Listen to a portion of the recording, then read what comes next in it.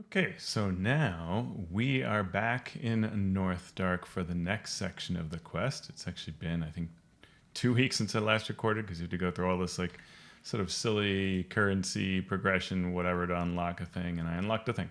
So let's see where the quest takes us. There are harrowing times. There are harrowing times. Are these the harrowing times? Let's find out. Spore, mold, and mucus. Ilvara, Mizzrym, and her lackeys are corrupting the local myconids to harvest their mind rot spores. The spores are thick in the area of the Lake of the Carrion King, but I believe I have found a way to prevent them from affecting you, at least temporarily. If we can stave off the maddening effects of those spores, perhaps we can All right, so we were finding out that there are a number of corrupted myconids, the number of corrupted Drow apparently, and the Drow are somehow working with this thing. And in this Lake of the Carrion King, there are all these spores, and if we can get some of them, then we can create a cure. Which, I mean, one of the questions I have is I've been in here for, or let's say just say it's days, but like for some amount of time, and I'm not corrupted when you're not corrupted, but okay, we've apparently found a way to prevent corruption. It's a little weird plot-wise, but there it is. Rumpadump, as usual, is going to create a little mind meld so that they can give me instructions. So putting spores in my lungs and helping me out with this quest. So I've got now this to collect samples from corrupted myconids, which of course means, tearing into some corrupted myconids and blowing them up. And only some of them will have samples I can get because this is how an MMO works. But one thing that I find kind of interesting about this is that, there is some lore here that one can tap into that if you know the Forgotten Realms, you can be like, well, I think I know where this is going. But they don't really talk I guess the idea is it's as if you never heard of any of this lore of the Underdark. And so you might not know that there is in the lore an established creature is a weird term. God-like creature that is probably the person behind this. So those are also the knowledge of lore. We kind of figure out where this plot's likely going. For everybody else, I don't know, something's causing these things. We don't know what it is. And that's fair. So, here I am running around my ranger, and as you can see, sometimes there's a corrupted sample, and I get to have that and use it. And I need to, get 10 of those. So what do we have now? We've got just one. So I'm going to tear into more of these dudes. Ooh, I don't need to be stunned for that long, but okay. Hey, we have 3 corrupted samples. 3. But yeah, corrupted samples. Hey, there's the dragon, but no one's fighting it. Someone's certainly killing a lot of myconids. That's what I see going on here. Oh, someone's doing that heroic. That's a reason to do this and kill some. They might need some. No, they ran away before I could help them. A lot of people do that. I feel like it's an ego thing in games. Nobody wants to be rescued. It's like there's no harm in someone resurrecting you. Like we all die in these games. I'll probably die in this shortly because this is a lot of stuff to take on by yourself. But, yeah. If you play games and you die and someone can actually resurrect you, that's totally fine. Allow that to happen. But in this case, I died, and since there's just me, I don't think it's worth going back there. I think it'll also reset. But I did get one more sample by doing that. I don't want this direction. I want to go in this direction. So 6 away. Yeah, what else can we talk about in this here Underdark? We mentioned that Out of the Abyss is one of the adventures that this expansion draws from the Out of the Abyss lore, which itself reflects previous lore. And in that, there is a section that kind of spoils, what I was mentioning earlier with the kind of godlike being, strange being that could have a lot to do with spores and mushrooms and things like that. So, we can see how that goes later on. And that adventure, it's really interesting to see Out of the Abyss has been used really heavily in this Neverwinter MMO. Even when there's sort of not necessarily obvious reasons to do so.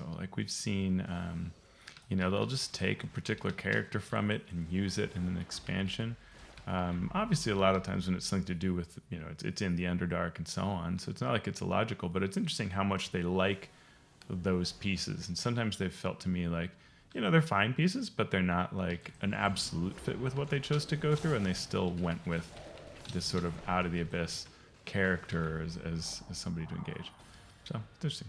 All right, we've got all our 10 spore mold mucus samples. And we're going to go see our friend Rumpadump, who will concoct this cure, we are told.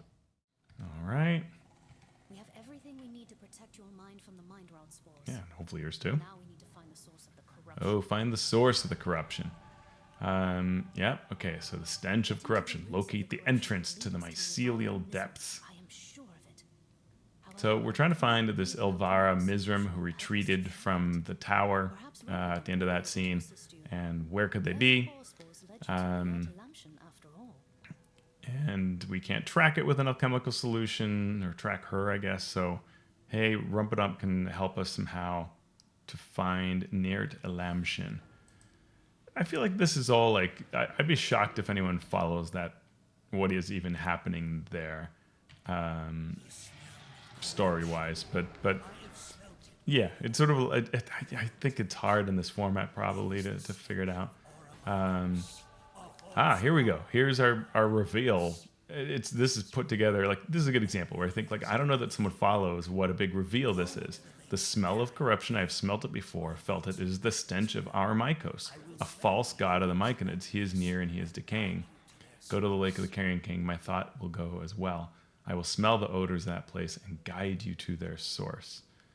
So, yeah, now we kind of have a feeling of what... someone finished that heroic encounter. Good. Of what might be going on. So there is a false god of the myconids that may be behind this.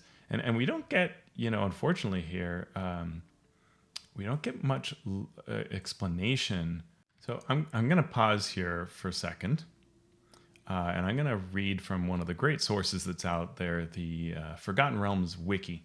And this forgottenrealms.fandom.com, it has all kinds of lore, and whenever I don't recall the exact details, I love to go to it. So here's a piece on the history of the myconids. The true origins of the myconid race was practically unknown. Their lack of language, written or otherwise, and indifference of the past meant that even to the myconids it was difficult to grasp their origins. Some tied their origin to Araumycos, a massive and seemingly sentient fungus. It possessed some sort of alien sleeping intelligence, as myconids could use their rapport spores to neutralize its hostility. The death of Halaster caused waves of aberrant magical energy to wash throughout the Undermountain, prompting the emergence of the venom spore myconids. They got twisted in different versions. And so there's this question of, is Araumycos sort of their beginning? Araumycos is dwarvish for great fungus. And this is an enormous fungal growth that lived in the upper Northdark of the Underdark, beneath the high forest and between the cities of Menzoberranzan and Ched Nasad. So you see it all kind of falls into place, right? So you'd think that anybody who knows the history of this, especially maybe myconids, but I guess maybe the idea is myconids are so alien they don't really remember their own history. But you'd think somebody, like all these Drow, somebody would be able to say, hey, you know what? I bet I know who's behind this. But I guess through the smell, our friend has identified that Araumycos could be it. So this is like it's the idea of one of those like not sentient, but the idea of one of those mushroom colonies that's like so big and interconnected that maybe it's like all one being. And that's the idea behind Araumycos. So it is this single organism that covers almost all the parts of the Underdark beneath the high forest at a depth of 1 mile and ending at a depth of 3 miles. Believed to extend from the Shining Falls to the Lost Peaks and from the tall trees to the Hollow Four Ghosts, wholly occupying the labyrinth of tunnels and caverns that existed beneath the high forest. And this was an area that once was mined by dwarves, but was taken over completely by this thing. It's immune to magic, resistant to psionics. It is vulnerable to fire, acid, but it grows back quickly. And it could use spores to dominate the will of victims and emit substances that could animate skeletal remains, and then the kind of fungal stuff would sort of cling to those skeletons. So that's kind of the background. Now with that statement about Araumycos, it's revealed, what has taken place. And so what we're going to do is we're going to go on a little quest to go around and see where could it be. If any of us could be like, what about this area we've never been to? Like that seems logical, but no, we just have to go around here. And so, our friend Rumpadump is like, no, the stench is this way. And so it's like, we just kind of have to go around on this little trail and be told, yeah, no, that's not it. Hey, look, it's a little treasure chest of mine. Boom. I'm just passing through. We go here. The air is foul here. Sweet decay. Okay, all right. Apparently that's myconid for no, keep going.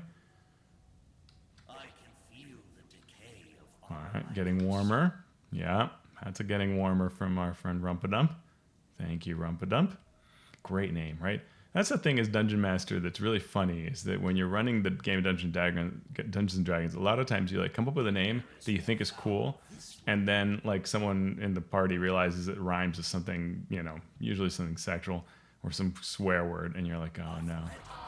All right, so we get here and we realize that this is where it is, and we it seems like you'd go explore that, but no, you got to now go back and tell Rumpadump. So we're just gonna run past all these mobs and go back and tell him. But yeah, I always think it's funny that when I like often come up with a name that I think is like a cool, dread sorcerer type name, and they'll be like, that sounds like butt. And then when you try to do something funny, then it doesn't work either. So Rumpadump is that perfect one that really does work. It's like, it's being funny, comes across that way, and everybody can have a good laugh about it. And you don't feel bad because you weren't trying to make it like a cool myconid name. You're just trying to be silly. You can do that with flumps. Very easy to come up with silly flump names. All right, so we come back. There are harrowing times. Yeah, for sure. Rumpadump's instincts were correct. Now we know the source of the corruption. The antidote is prepared. It is time for Ilvara and Mizzrym to die, and this corruption to stop. All right. So we're going to take on Ilvara, we think, Much planning to do. by going into the source of the corruption. We do not know why Driders are immune to the mind rot spores. Maybe because their mind's already so twisted and corrupted by Lolth. That's interesting. Regardless, they've been using the tunnels beneath the Lake of the Carrion King as a refuge, a place we cannot follow until now. I guess the idea is there was so much spore stuff over there that we couldn't go there, but we didn't know it was there. It doesn't quite line up logically, but either way, now we have the antidote. Now we can travel into this depth that's probably super sporified. But it'll last long enough for us to get there, kill Ilvara Mizzrym, and seal off or destroy the source of the corruption, which probably means burning it. But yeah, so now with Araumycos on our radar, there are just some pieces here plot-wise what we're trying to figure out, right? It's really clear that there's some kind of involvement with this ancient spore-like being that can create these corrupting spores, which is, clearly what we see over kind of here. And the Drow and Lolth, somehow this weaves into their plans. So we're not entirely sure kind of how that is, but this Ilvara who we're going after, she's behind this, so we'll do what we can to get her. No one has said that they need to join for depths, so I will go in on my own, which just means it'll take a little longer. I may kind of cut some parts of this. Let's see what the lore tells us. The poisonous mist of the corrupted myconids fills the air of the mycelial depths, threatening to rot the minds of any sentient being who enters this place. The myconids, those who have not yet been corrupted, stay far away, lest an errant spore land carried on subterranean wind, land on them and begin the inexorable corruption that has tainted so many of its kin. The Driders, however, seem immune to this taint, their minds so fully twisted by the torture of Lolth that even this mind rot toxin cannot affect them.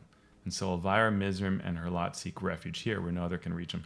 So, maybe the plot is really as simple as, hey, we are, we the Drow can be not corrupted, therefore we're okay. But what's strange is we keep seeing, like, for example, here's this Drow jailer. There are Drow here. It's not just Driders. So I don't understand. At least at this point, I'm like, well, okay, there's a Drider in the back. I get that. That makes sense because you can't be corrupted. But in theory, the others should be corrupted unless they have an antidote. It's a little bizarre, but then it wouldn't matter that they're Driders, so it's a little strange. We can also destroy this prison crystal because this is clearly a prison that they were maintaining, and this little bubble, and there are a bunch of Drow here, and so. Appearance has not gone unnoticed, but it does All not. right, so that's Ilvara talking to me. She's aware that I'm here. But these members of the Blaspheme, as we said, the Blaspheme are the ones that turn their backs on Lolth, blasphemous, blaspheme. They are here to help, and they will periodically teleport around me, making it all weird. We can see the rot here, right? So this is the kind of Araumycos type essence, and periodically there'll be assassins that show up, and I can fight them, and my Drow allies will take a really long time to stare at them and then theoretically attack them. I don't know. They really do not do a lot for being like a bunch of them. You can see there are corrupted myconids around. We can avoid some of those by going over to the side. And one of the fun parts when you do this with a bunch of other people is trying to tell them to like not engage and aggro every single group of myconids, and then they'll do it anyway. There's some that you have to aggro, and so that's just the way it is. You know, you got to go deal with these because you can't get past them. What makes this really interesting too is a lot of times, like if you aggro a mob, like they'll just give up on you.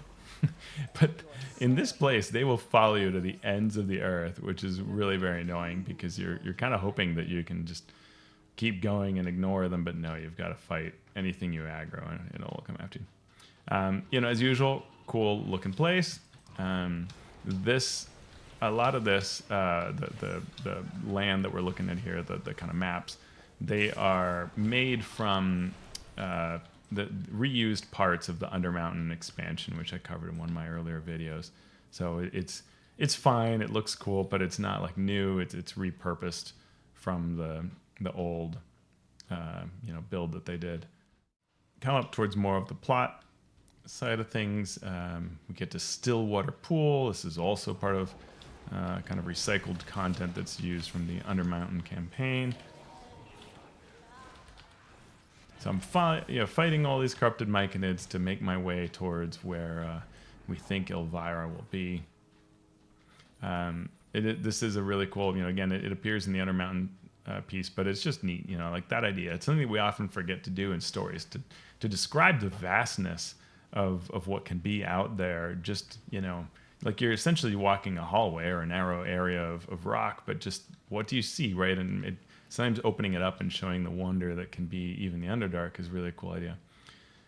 So there's a cool thing, Avatar of Fungus. And, Avatar is usually meant for God. I don't know if the idea is that this is an avatar of Araumycos. It could be. But it's cool. They can suck you, pull you into that area with this kind of wave of energy. It's kind of cool. And they can also, you see, sort of send a blast. So it's clearly a very psionic creature. So it may be that the intention is that this is really an avatar of Araumycos, which is a cool concept. Lots of exploding fungal stuff and all kinds of other good times like that. I think it's a pretty neat looking monster. If this were a thing I was playing in a D&D game, or it would be really cool. And it explodes in psionic energy when you kill it, so that's kind of interesting.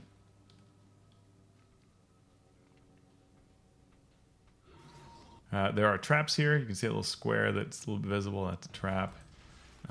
This part can be hard. Like, it's not atypical here when you're playing with a bunch of other players that you find that someone goes a little too far ahead and they get all beaten up and killed. Now, what we're going to find here, so we're going to see all these Driders, and the idea is they are harvesting spores, right? So again, we have to have that question in our minds of why. What are they? Somehow these Driders who are immune to the corruption are sort of sitting on pieces of Araumycos and gathering it up, and it's unclear what they're really doing with it. Are they trying to corrupt the Drow? Or it's not entirely clear. And it's also funny, you can't interact with those, but you can interact with the ones that are on the Driders. They call this Drow Spore Harvester, but it is, I think, supposed to be a Drider. Mislabeled. Yeah, it's definitely a Drider.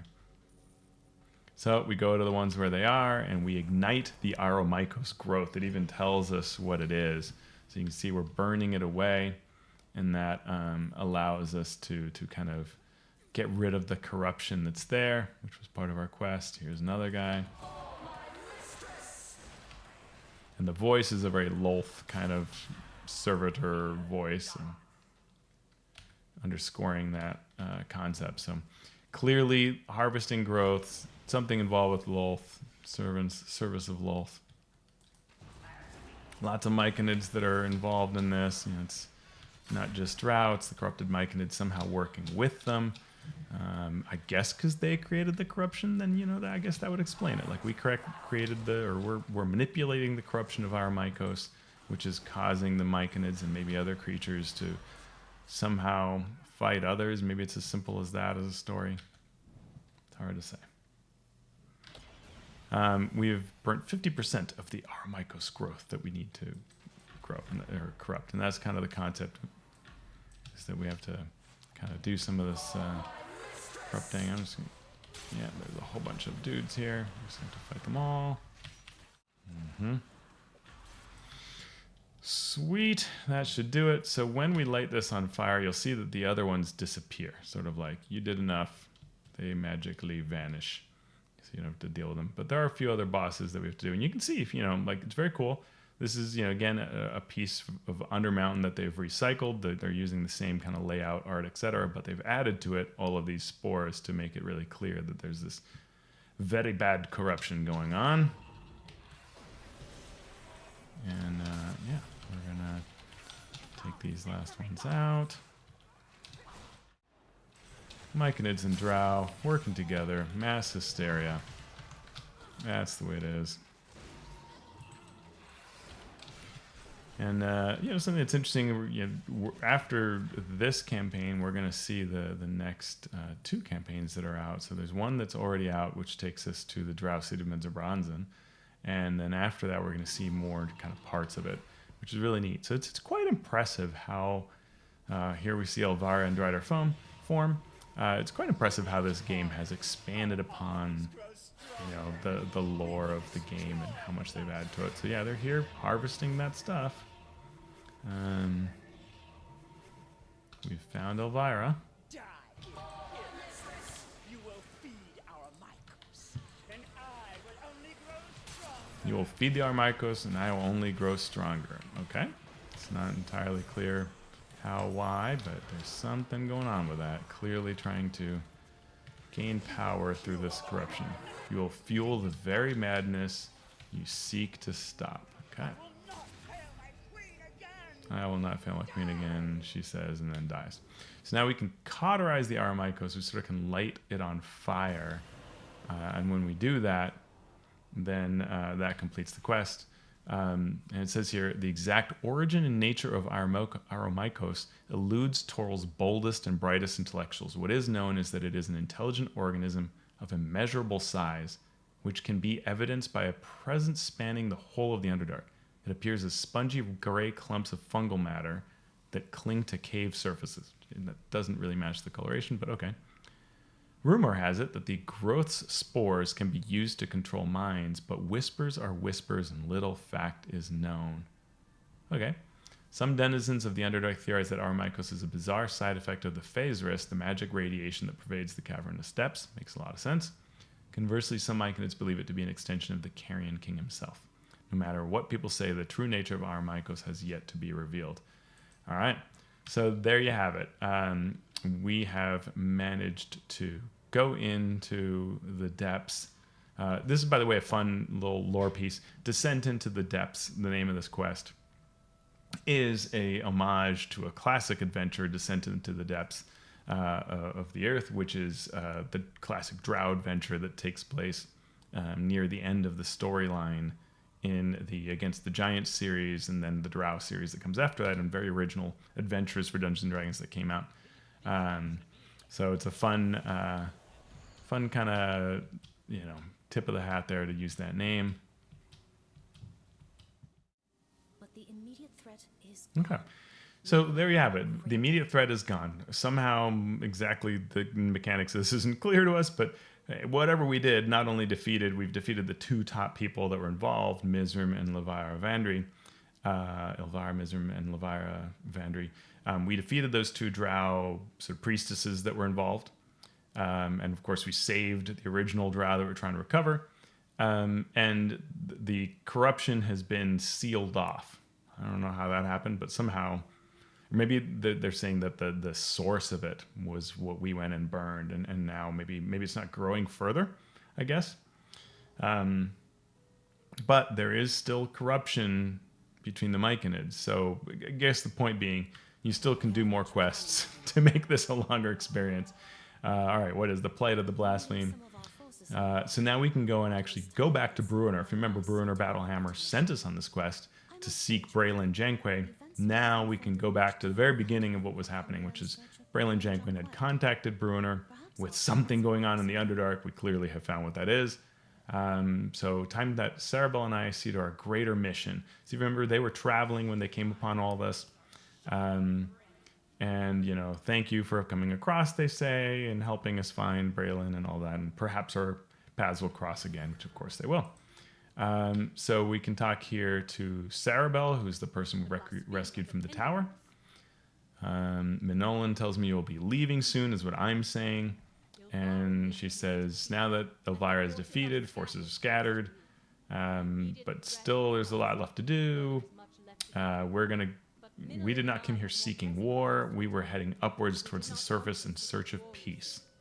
And this, I think, ties into larger storyline of what R.A. Salvatore, the author, is writing about the Drow, and sort of revealing that, hey, the Drow were not just one monoclassed, typecast, kind of racist look at these dark-skinned elves being all evil. Oh, hey, look, they're complex, actual peoples.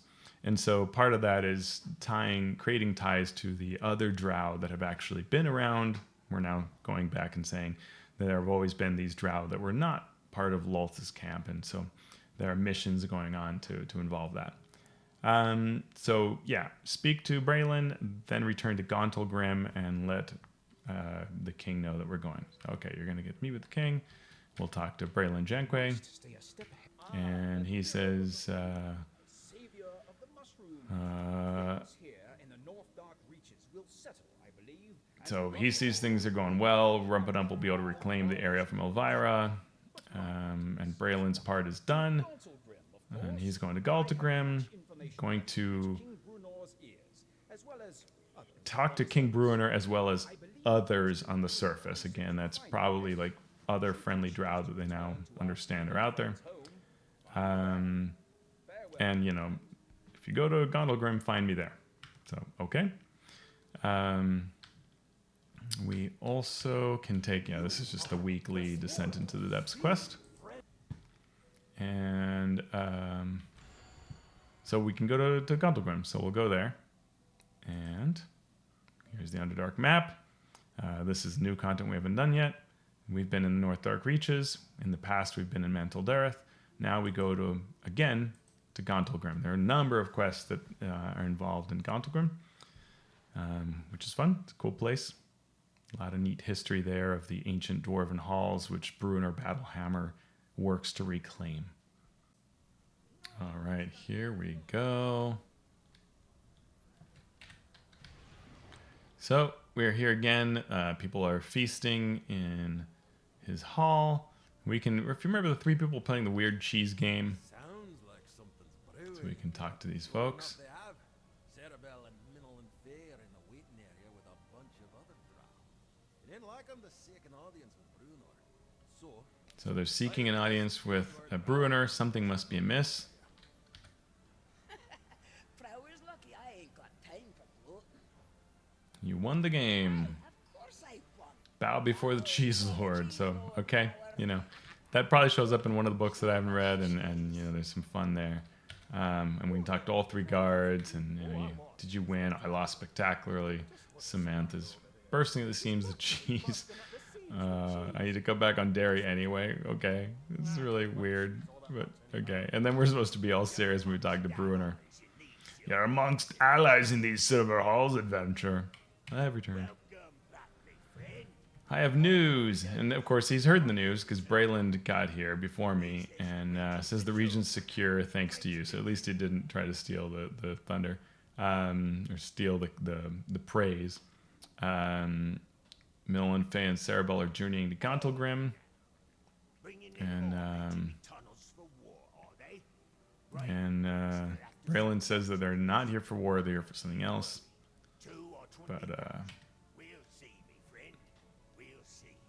But that's for all right, you got me a gift. the present. Thanks for the work in Northdark Reaches. Go talk to Braylon, he'll tell you all about it. All right, we go tell you about this gift.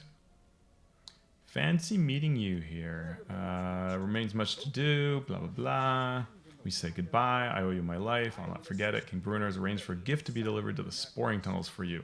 One of his smiths, a true master of his craft, is on his way there now. Work with him and you will turn the weapon into a treasure of immense value. Rare that the master smiths of Gauntlecrim help forge a weapon for an outsider such as you. All right, so that's kind of cool. So in this way, all the Drow have sort of completed their stories, right? We've rescued the one that was missing. He gave his information, whatever it was, which I guess was not just about the corruption, to Bruenor. And the Drow are traveling to talk about something. We don't know what at this time. And then they've arranged for a gift to us. And the gift ends up being a quest series. We go back to the Northdark Reaches. And we now... come back and we'll see that gathered around this area is now including the this new smith. So you can see here some of the folks are gone because they headed off back to wherever they were going after Gauntlecrim. But we have Whurbin Stormforge here. A friend of King Bruenor is a friend of mine. All right, so this is Whurbin Stormforge. We can ask if he's related to Gurnus. Gurnus is me daughter. You met her. So one of the Dragon Slayers in the Dragon Slayer series. She's a great assistant. What makes your weapons special? New materials to strengthen them. All right. Been working the forge my whole life. I ain't planning to stop no time soon. All right. So yeah, we did the Plight of the Blaspheme. He's going to reward us to craft a weapon worthy of your efforts. I know you already got a weapon courtesy of that Drow smithy there, but the poor man's clearly out of practice. Let's turn it into a masterpiece. So now if we go to the campaign, we'll see that there is a quest series to create things. I guess I get this one, which is given to me by the Drow weaponsmith. And so I get a set of what are called artifact weapons. And those are all great, compared to what I have. When you're new and you come to this area, then these are great, to use. And they're the main kind of thing you fight with. But now there's a quest series that I have to unlock. I have to do this Rite of the Worm, and then I'll start doing various pieces. So if I go back, he does not yet have any quest to give me because I have not unlocked that part in the campaign. I think I have to get to this part maybe, and I will then get the campaign. So I have to basically take another break to complete a bunch of stuff, get more of this currency, get the tracker up there, and then it'll unlock this new quest. But I did get fancy new weapons, and these weapons now can be exchanged for the ones that I was using before, and they make me slightly more powerful. So, all right, so that means I might as well turn in this quest because it is now time to do a lot more questing.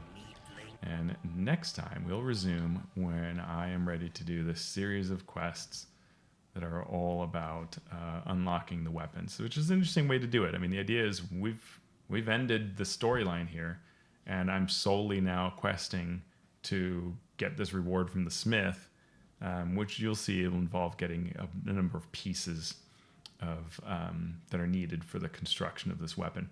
It's an interesting story. Like if I were running a Dungeons and Dragons campaign, I would not want to say like, hey, evil was defeated, now get me these parts with the remnants of Drow left around, but there's nothing really that we should be worried about. To me, that feels very anticlimactic or post-climactic, really. I would want to say halfway through, Bruenor, we give a report to Bruenor, Bruenor tells us what's going on, and now we realize, if we can get these new weapons, we'll be in even better shape to face off against Ilvara or whoever, depending on where you put it in the storyline. And then that last battle could have been with our cool weapons, right? That are maybe made to fight through the corruption or maybe they deal fire damage or whatever.